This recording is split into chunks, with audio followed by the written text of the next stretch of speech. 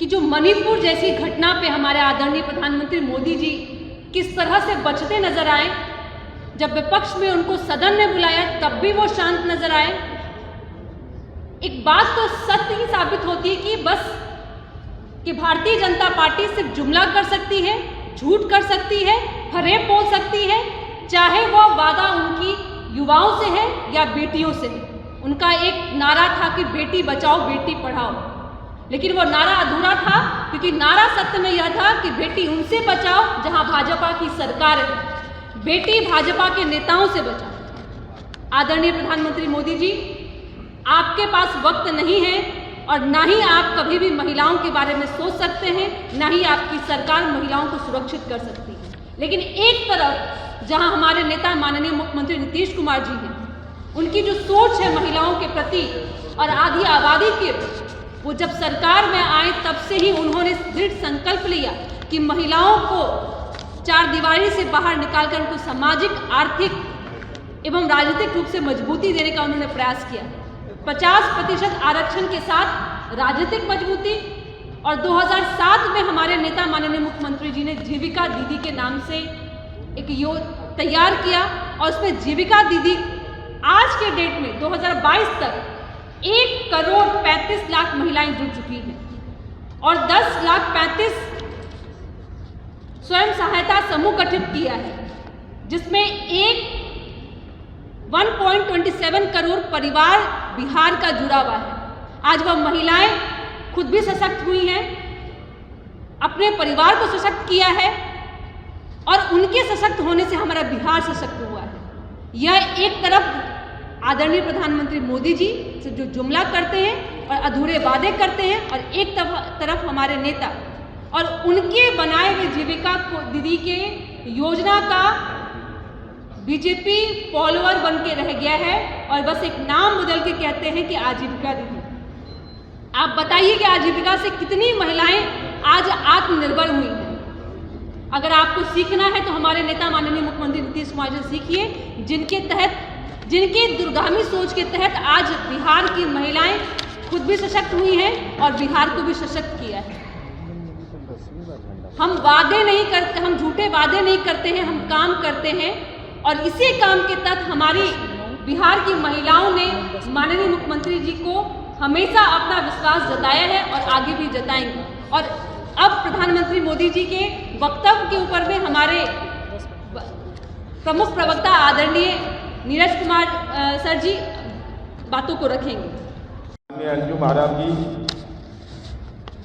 अनुप्रिया जी, electronic एवं print media के सम्मानित साथियों, आज हम लोग इंटायर पॉलिटिकल साइंस जो ब्रह्मांड में नहीं पढ़ाया जाता है, उसके पढ़े हुए आदरणीय प्रधानमंत्री जी के अकबर के सुपुत्र शाहजहां के बनाए लाल किला के प्राचीर से बोले गए झूठ। क्योंकि झूठ तो इनका डीएनए है, झूठ बोलना तो इनका संस्कार है। इंटायर पॉलिटिकल साइंस से पास किए तो और झूठ बोले, इस सब्जेक्ट से तो कोई पढ़ भी नहीं किया है। और टेली प्रिंटर से पढ़ते हैं, सामने में रखा रहता है, नजर करना रहता है और तब पर भी झूठ बोल लेते हैं, चाहे तो गलत पढ़ते हैं या गलत लिखे रहते हैं, खैर उनका विषय है। तो आज हम आदरणीय प्रधानमंत्री जी ने लाल किला से 10वीं बार भाषण दिया और सबसे लंबा राजनीति में पटाखा छोड़ा। ये होता है फड़फड़ाना राजनीति में, तो 90 मिनट 34 सेकेंड ही भाषण दिए और लंबा भाषण देके, लेकिन लाल किला को भी आतंकी एकदम अपमानित कर दिया। कहा कि 1000 वर्ष से देश गुलाम है। लज्जा नहीं लगा नरेंद्र मोदी? अगर 1000 वर्ष से इस देश की गुलामी का इतिहास आप लिख रहे हैं तो लाल किला कब बना था? लाल किला किसने बनाया था? शाहजहां ने। तो शाहजहां के लाल किला पर चढ़ करके भाषण देने में इनको लज्जा नहीं लगता है। और शाहजहां जिस काल खंड में पैदा लिए, उस खंड को, काल खंड को गुलामी का खंड कहते हैं। इतिहास से तो ऐसे जानकार हैं कि चिथड़ा चिथड़ा उड़ा देते हैं आदरणीय प्रधानमंत्री। अब चलिए इनका हम 10 झूठ पकड़ेंगे।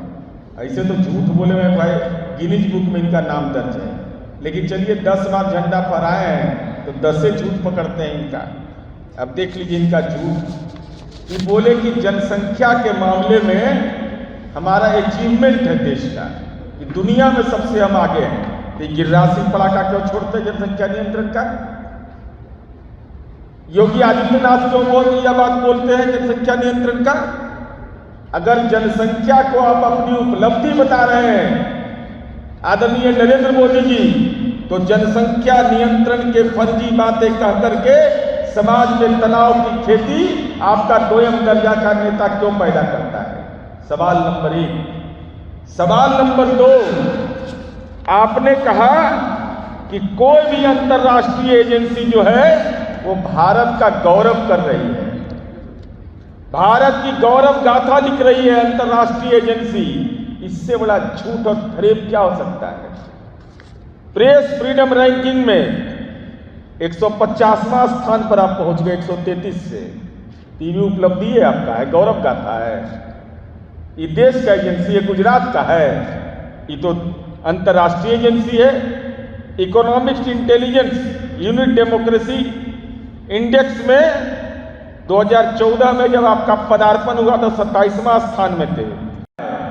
नरेंद्र मोदी, गीता पर हाथ रख के बोलो, अगर सनातनी हिंदू हो, अगर सनातनी हिंदू आप हैं, दुनिया के अंदर सबसे अगर कम दाम में यूरिया मिलता है तो वह मिलता है बोलबिया में। बोलबिया में तो इनको मालूम होगा नहीं। अच्छा, कब क्या बोलेंगे? भादों में कुछ बोल देंगे, सावन में कुछ बोल देंगे। अभी 27 जुलाई को बोले, 28 जुलाई को सीकर में राजस्थान में चुनावी रैली। लाज तो इस आदमी को लगता नहीं कि मणिपुर में बेटी निर्वस्त्र हो रही है, आई पगड़ी बांध के निर्लज्ज आदमी राजनीति में प्रवचन दे रहा है। वहां बोले कि 3000 रुपया से 2 से 3 हो गए, मतलब 3000 रुपया दाम उसका एवरेज बताया और हम सबसे कम दाम में दे रहे हैं। अब जरा ये भी सच देख लीजिए, किसानों के साथ कितना बड़ा धोखा ये आदमी दे रहा है। कहा कि दुनिया में 2000 है, अब 3000 है, हम 2000 में दे रहे हैं। और भारत में यूरिया का दाम 2014-15 में 276 रुपया और 2023 में 2068 रुपया। तो कम है, सही बात है, कम है। ये कितना बड़ा जर्ती मार प्रधानमंत्री बन गया, जर्ती मारता है।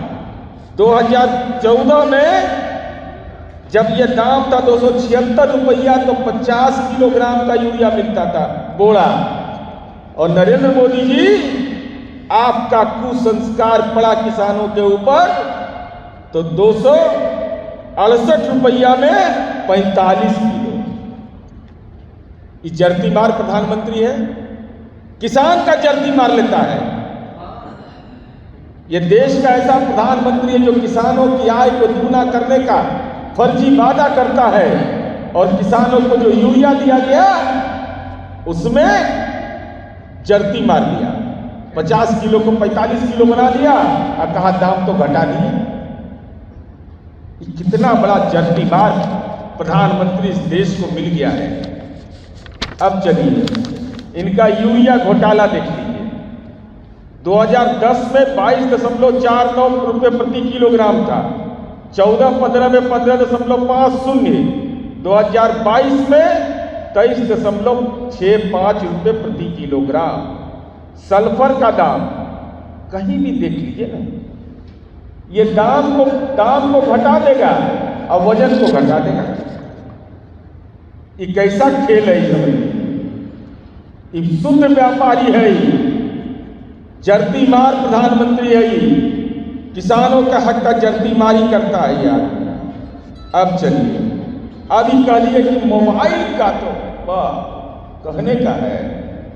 ये व्हाट्सएप यूनिवर्सिटी के तो ये चांसलर हैं, कहे कि मोबाइल इस्तेमाल करने वाला डेटा सस्ता हो गया। आप लोग सब लोग मोबाइल इस्तेमाल करते हैं तो रिचार्जों में पैसा लगता है कुछ, लगता है ना, मोबाइल का रिचार्ज कराइएगा तो कम से कम 200 रुपया लगेगा ना, कटौती होता है उसमें। तो जर्ती मार है कि नहीं, सो बताइए, ये जर्ती मार आपका है कि नहीं? आप तो फ्री करना चाहिए था आपको, और वो आप ही का कंपनी है, कितना दोस्ती आपको है। अब अरे वो तो बेचारे हिंदू पंचांग से आजकल घटा देते हैं बेचारे। लाज नहीं लगता है आपको बोलने में कि अंतरराष्ट्रीय एजेंसी हमारी रेटिंग कर रहा है, देश दुनिया में सबसे आगे कह रहा है। सिविल लिबर्टी के मामले में भारत का स्कोर 2015 में 43, अब 22 में घट कर हो गया 33। तो आपको पता नहीं चल रहा है कि फर्जी देशद्रोह का मुकदमा कर देते हैं।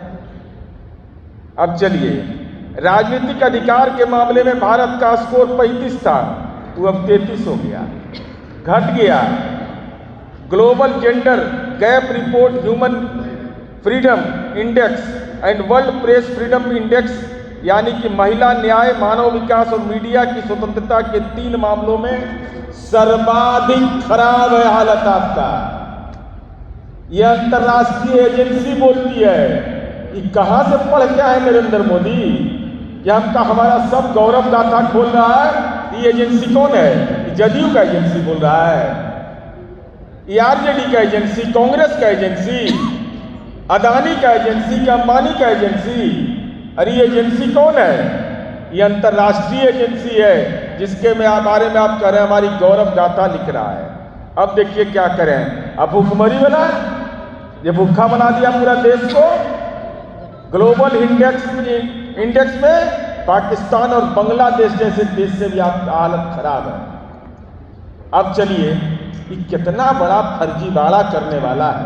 अरे कहाँ से पढ़ के आए हैं? लगता है सरस्वती शिशु मंदिर में भी इनका नाम लिखाया था कि नहीं लिखाया था। इसने एगो आ गया है कैलिफोर्निया पब्लिक यूनिवर्सिटी से पास करके, अब वो ब्रह्मांड में नहीं गए, वैसे इंटायर पॉलिटिकल साइंस से ही पास करके आ गए हैं। अब यह क्या बोलते हैं, सोच देखिए, ये बोलते हैं कि 13.5 करोड़ लोग गरीबी रेखा से नीचे आ गए हैं। हम नरेंद्र मोदी जी आपसे जानना चाहते हैं, 80 करोड़ लोगों को आपने गरीबों को राशन मुफ्त में देने की बात कोविड के समय किया। अगर गरीबी रेखा से 13.5 करोड़ लोग बाहर आ गए, जो आपकी रिपोर्ट कहती है, तो 80 करोड़ लोगों को क्यों राशन मिल रहा है आज? ये तो आपके आंकड़े ही फर्जी हैं। फर्जी तो डीएनए आपका है। आप ही का आंकड़ा है कि 80 करोड़ लोग को हम राशन दे रहे हैं। आप ही का आंकड़ा है कि 13.5 करोड़ लोग गरीबी रेखा से बाहर निकल गए। तो इनको राशन कैसे मिल रहा है? इनको राशन कैसे आप दे रहे हैं? अगर राशन दे रहे हैं तो गरीबी रेखा से ऊपर गए नहीं।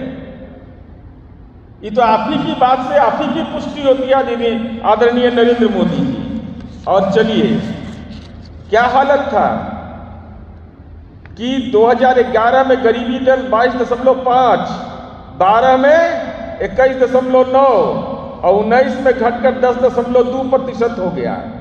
और इसी गरीबी को 2004 में 37.2% था और अगले 8 वर्ष में 12 में 21.9। इसका मतलब यूपीए के कार्यकाल में 15.3% की गिरावट थी और आपके समय 11.7। देश को आपने कंगाल बनाया है, भूखमरी बना दिया।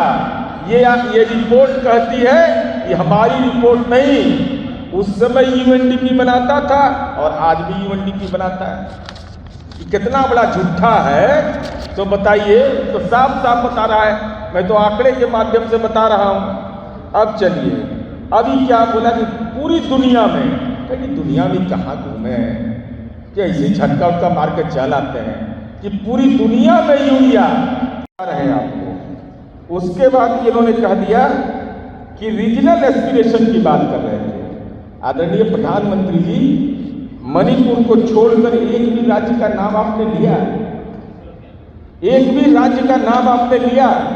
अगर आपको नाम ही लेना था जनसंख्या के मामले में, तो आप ये बोलते कि जनसंख्या के मामले में देश आज सबसे आगे है और बिहार युवाओं का प्रदेश है। अगर आपकी इच्छा सही होती, जो अनुप्रिया ने बताया, उस पॉइंट को मैं बोलना नहीं चाहता हूं। स्वयं सहायता समूह के मामले में बिहार लीडर स्टेट है कि फॉलोअर सब है। कैसे देखते हैं हम लोग बैठक किए तो पिछलक्कू जी साहब भी बैठक करने लगता है, तो हम लोग आजीविका बनाए, जीविका, और तब इसको आजीविका बनाए, और उत्तर प्रदेश में 1 लाख स्वयं सहायता समूह निकाल के देख लीजिए कितना कम है, और बिहार में कितना है अभी अनुप्रिया ने बताया। तो बिहार की उपलब्धि बता देते, कितनों वोमिटिंग होता है तो क्या करिएगा, उपाय आपका कुछ चल नहीं रहा है, नीतीश कुमार जी पर आपका दाव कुछ चल नहीं रहा है, तो कम से कम यह उपलब्धि बता देते। तो रीजनल एस्पिरेशन की बात बोल रहे थे, तो आदरणीय नरेंद्र मोदी जी मणिपुर की हिंसा किस बात का है? मणिपुर में निरवस्त्रीकरण हो रहा है और देश का 56 इंच के सीने का प्रधानमंत्री खामोश। 2024 में आपको राजनीति में निर्वस्त्र कर देगी जनता निर्वस्त्र करेगी इनको राजनीति में, चूंकि बेटियों की चित्कार। और आज श्रद्धेय अटल बिहारी वाजपेयी जी का के प्रति हम श्रद्धानवत हैं कि अटल जी ने राजधर्म का पालन करने का नरेंद्र मोदी को नसीहत दिया था जब गुजरात के मामले आए थे। और हम यह भी अब समझते हैं कि नरेंद्र मोदी को बेटी धर्म का पालन करना चाहिए। बेटी धर्म का पालन, बेटी निर्वस्त्र होकर के चीखती और चिल्लाती रही और देश का ये राजनीति में कायर प्रधानमंत्री खामोश बैठा रहा। इससे बड़ा कायरता कुछ भी नहीं हो सकता है। अभी तक ये प्रधानमंत्री को जाने का छुट्टी नहीं है, ये दुनिया घूमते चलते हैं, अंतर्राष्ट्रीय पर्यटक हैं, तो लज्जा नहीं लगता है कि कलंक माथे पर लग रहा है और उस कलंक पे पगड़ी बांध लेते हैं। तो सब पगड़ी तो नकली है, गमछा को बांध लेता है, कहता पगड़ी बांधे हुए हैं, ये भी पगड़ी बांध लेते, वो भी पगड़ी बांध लेता है। अब चलिए इनका देखिए, जल जीवन परियोजना का नाम ले रहे हैं। अब बताइए, लेना देना छुछे पुलेना वाला हाल है। अरे जल जीवन हरियाली तो माननीय नीतीश कुमार जी की कार्य योजना है। बिहार लीडर स्टेट है और मोदी फॉलोअर है। हम जो करेंगे वही काम ही करेंगे। तो नीतीश कुमार जी को तो यूनाइटेड नेशन के राउंड टेबल कॉन्फ्रेंस में क्लाइमेट लीडर कहा गया, लेकिन आदरणीय नरेंद्र मोदी जी आपके घृणतम कारनामे के चलते जो देश में आपने अभी स्वतंत्रता दिवस के अवसर पर 10 मैंने आपका झूठ अभी पकड़ा है। झूठ तो बहुत है, इतना झूठ है ना कि सत्यवादी हरिश्चंद्र तो बनारस में एकदम छिप गए, एकदम बहुत परेशान किए हुए, एकदम जीना मुहाल किए हुए ही। जब बोलता है तो खाली झूठे बोलता है, मुंह खोला कि झूठ बोल दिया। तो हम ये जानना चाहते हैं आदरणीय प्रधानमंत्री जी आपसे, क्या ये सारे आरोप हमारे सही हैं? क्या हमारे द्वारा लगाए गए आरोप जनसंख्या के मामले में, अगर क्या भविष्य में भारतीय जनता पार्टी कोई जनसंख्या नियंत्रण की बात तो नहीं करेगा? दोयम दर्जा का जो इसका नेता सब है, जिनके पास संचिका नहीं जाती है, लेकिन इस ढंग की संचिका जाते रहती है, राजनीतिक संचिका। और जिस ढंग से आपने झूठ बोला, किसानों के साथ फरेब किया, किसानों के पैकेज में कटौती किया है, एसएचजी के मामले में, स्वयं सहायता समूह के मामले में, जल जीवन हरियाली के मामले में, और साथ ही साथ अंतर्राष्ट्रीय रैंकिंग जो विभिन्न एजेंसियों ने जो देश को शर्मसार किया है, उन एजेंसियों पर आपका क्या मंतव्य है? और साथ ही साथ गरीबी कैसे दूर कर दी है नेताजी? अपने तो पहनते हैं 4 बार में 4 मंडी, सुबह में 1 मंडी, दोपहर में 1 मंडी, शाम में 1 मंडी।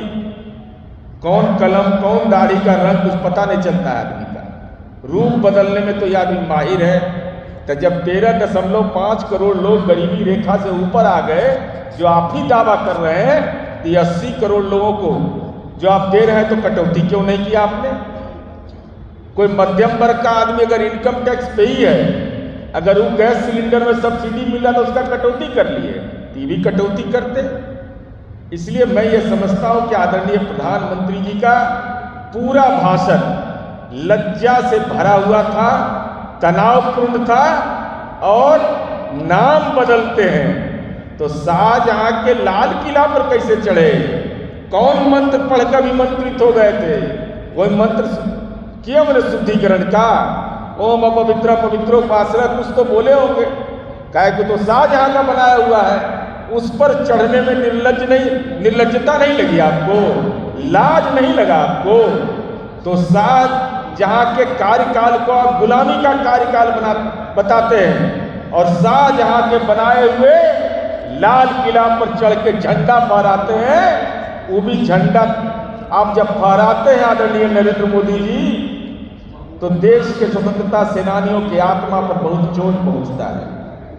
देश के स्वतंत्रता सेनानी के परिजन यह जानना चाहते हैं कि आप तो राजनीति के उस वंश परंपरा के हैं कि 15 अगस्त 1947 को आजादी मिली, 14 अगस्त 1947 को आरएसएस के मुखपत्र 5 जन ने लिखा, तिरंगा 3 रंग का है, 3 भारत के लिए अशुभ है, यह भारत के लिए बेहतर नहीं है। तो आज कौन इंजेक्शन लगवाए डीएनए का, कौन सुइया लगा है?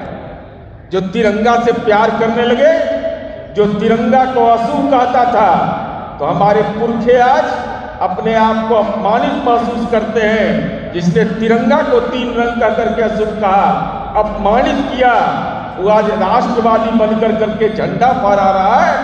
तो आपको 2024 में उन स्वतंत्रता सेनानियों का जो देश की आजादी की लड़ाई में कुर्बानी दिए, जो जान दिए, उनकी आत्मा से राजनीतिक श्राप मिलने वाला है। अगर ये वीडियो पसंद आई और वह बिहार के राजनीति और बिहारियत से सरोकार रखेनी तो सब्सक्राइब बटन दबा के चैनल के सब्सक्राइब कर ली। ओजे एगो घंटी बा, ओकरा बटन दबा देला से कुल सटीक और मारक खबर रुआ मुफ्त में मिल जाई। अगर रुआ पत्रकारिता के हमनी के नया प्रयोग में सहयोग कर चाहतानी तो ज्वाइन बटन दबा दी। पेटीएम नंबर नोट कर ली 9386816700। धन्यवाद।